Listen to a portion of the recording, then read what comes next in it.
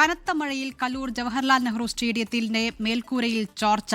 ദൃശ്യങ്ങൾ സോഷ്യൽ മീഡിയയിൽ വ്യാപകമായി പ്രചരിക്കുന്നുണ്ട്. ഇന്ന് കേരള ബ്ലാസ്റ്റേഴ്സിന്റെ ആദ്യ ഹോം മത്സരം നടക്കാനിരിക്കെയാണ് സ്പോൺസറും GCDയും അത്യാധുനികമായി നവീകരിച്ചു എന്ന് അവകാശപ്പെടുന്ന സ്റ്റേഡിയത്തിൽ വെള്ളച്ചാട്ടം കണക്കെ ചോർച്ചയുണ്ടായത്.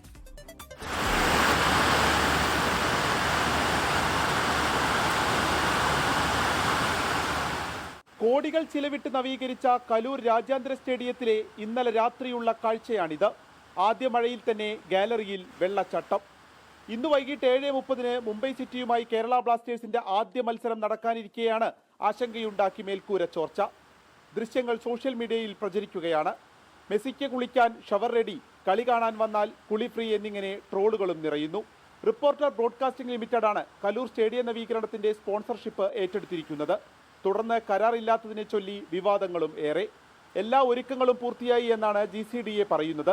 കേരള ബ്ലാസ്റ്റേഴ്സുമായി വാടകയെ ചൊല്ലി തർക്കം നിലനിൽക്കുന്നതിനിടെയാണ് സ്റ്റേഡിയത്തിലെ ചോർച്ചയും. നവീകരണത്തിലെ പാളിച്ചയാണോ മറ്റെന്തെങ്കിലും പ്രശ്നങ്ങളാണോ എന്ന് GCDAയാണ് വിശദീകരിക്കേണ്ടത്. സ്റ്റേഡിയം 70 കോടി രൂപ മുടക്കിയാണ് നവീകരിച്ചത് എന്നായിരുന്നു സ്പോൺസർ പറഞ്ഞിരുന്നത്. ഇത്രയും രൂപ മുടക്കി എന്ത് നവീകരണം എന്നത് പിന്നീട് വിശദീകരിച്ചിട്ടുമില്ല. 24 കൊച്ചി.